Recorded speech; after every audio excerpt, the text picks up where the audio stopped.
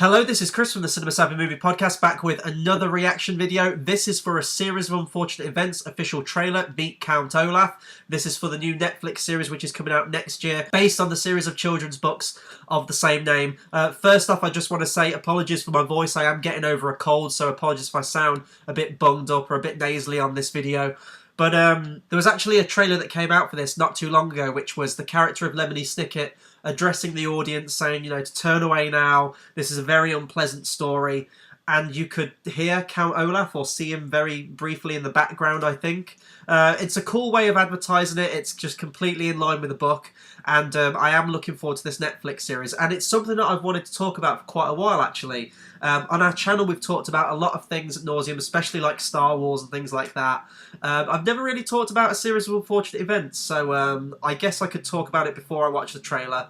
The trailer's only very short anyway, and George has already told me that apparently it doesn't show all that much. It's just kind of a reveal of what Olaf looks like. I loved these books as a kid, or as a teenager, I guess, when I was reading them for the first time. I think it was probably around like 2004 I was started reading these books, just before the movie came out.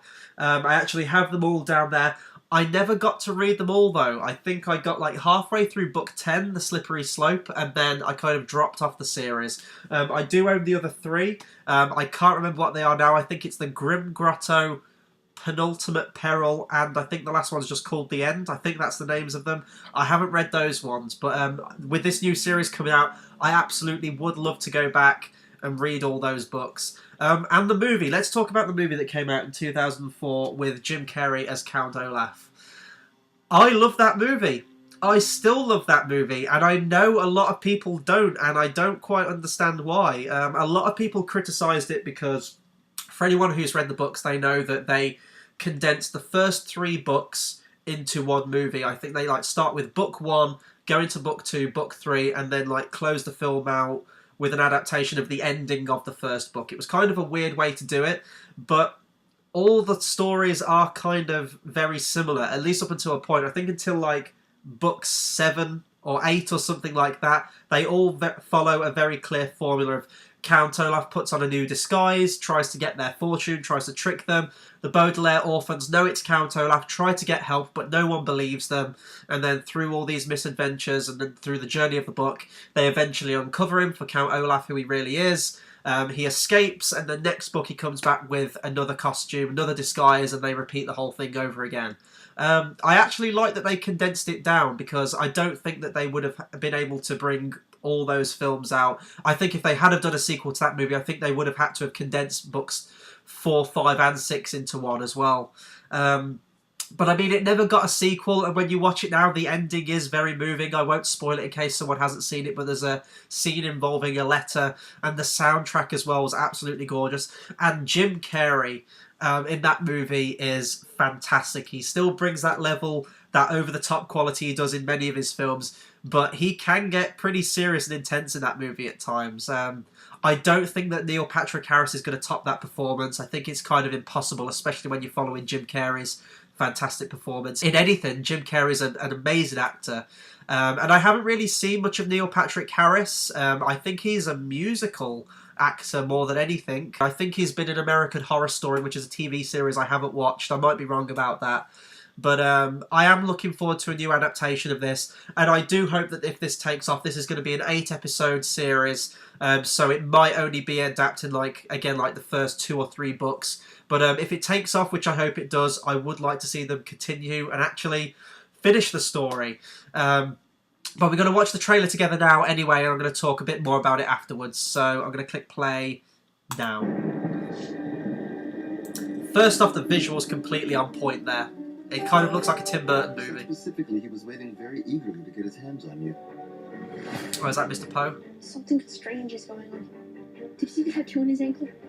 He's in disguise and he's trying to take us away. You'll never get away with this. He's a vile, terrible person. He's a thief and a murderer, and so far has completely escaped capture. Visually, it does look similar to the movie. Rich! He's horrible. Awful.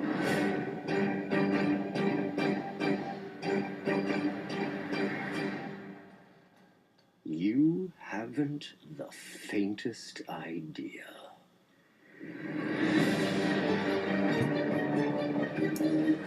Yeah, not quite as good as Jim Carrey, is he? That's only one line though, so we'll have to wait until we see him in the series. Oh god, it's kind of annoying because I really do like that original movie and I am attached to that movie. I thought all the casting in that film was fantastic. Timothy Spall as Mr. Poe, for example. I like the visuals of the trailer. I like the kind of set design, and they really have captured that feel of the book, and it is very similar to the 2004 movie that came out. What I'm looking forward to most with this is if it does continue into the other books, because I want to see the other books get an adaptation. There's some great scenes from some of the future books, which obviously with only the film covering the first three, and the first three books are probably the best out of the ones I've read. I will be honest about that, but nevertheless there are bits I would like to see, you know, adapted, and they might be able to keep this closer to the feel of the books and what happens in the books as it is in a TV medium. They could have 8 hours to play with for series 1, which is a long time. That's like about 4 times the length of the original movie. The movie did a very good job of taking everything it could, I thought, but it obviously had to condense it, and with 3 books that it was adapted into 1, stuff was going to get lost along the way. So hopefully this might pace it more so we get to see other bits of this story. Olaf looks cool. Whether the performance is going to be good, I'm not sure. That also goes for the orphans as well. I thought the Baudelaires were played fantastically in the movie. The biggest problem that's going to be in this, and this is the problem that would befall any adaptation of this, is the character of Sonny, which is the toddler, the baby. Obviously these series are going to go into pre-production like within a year of each other every single time if it takes off. That baby's going to grow up, and the character of Sonny really doesn't in the book. I think out of all the books I read, she ages up 1 year.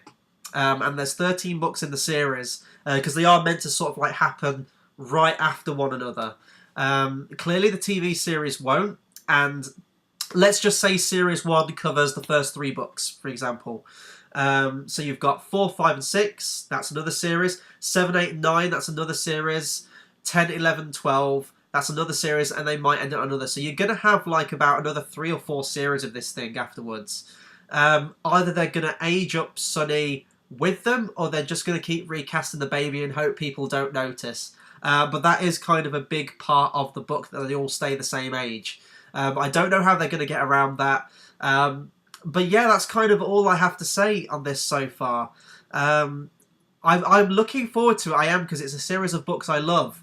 But I am very attached to that other adaptation, and I guess in my mind I just wish we'd have got a sequel and they'd have finished that story with that movie and with those characters, with those actors, rather than doing this. But nevertheless, I am looking forward to it. I do want to see what they're going to do with that. And Netflix, let's be honest, Netflix have been absolutely killing it with their TV.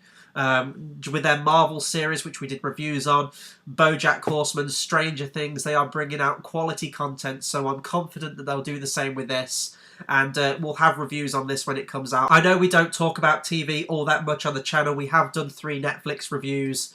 It's really only if it's a massive series or something that we're passionate about, and I'm passionate about this series. So yeah, that'll do it for my reaction on A Series of Unfortunate Events official trailer, Meet Count Olaf. Be sure to comment, subscribe, let me know what you thought of this trailer, let me know what you thought of the previous trailer, and let me know what you thought of the 2004 movie as well, because I want to see if there are actually some fans of that movie out there.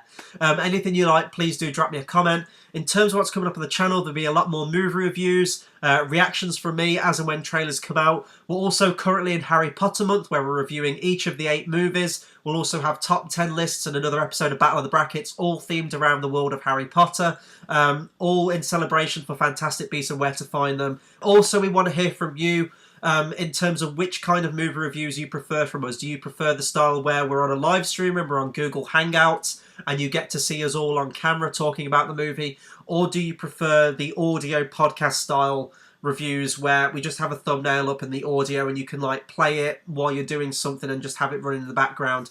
We are deciding between the 2 styles, so please let us know which one you prefer. And yeah, that'll do it for my video on this one. Until the next one, I'll see you guys next time. Thanks for watching.